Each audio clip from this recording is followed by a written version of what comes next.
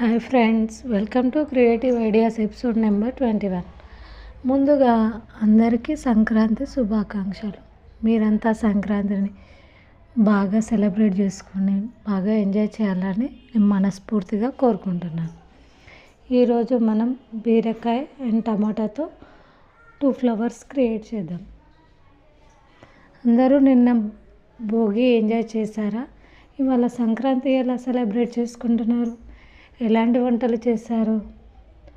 అందరూ ఊర్లో ఉన్న వాళ్ళు ఎలా ఎంజాయ్ చేస్తున్నారు? సిటీలో ఉన్న వాళ్ళు ఎలా ఎంజాయ్ చేస్తున్నారు? కైట్స్ బాగా ఎగరేస్తున్నారా?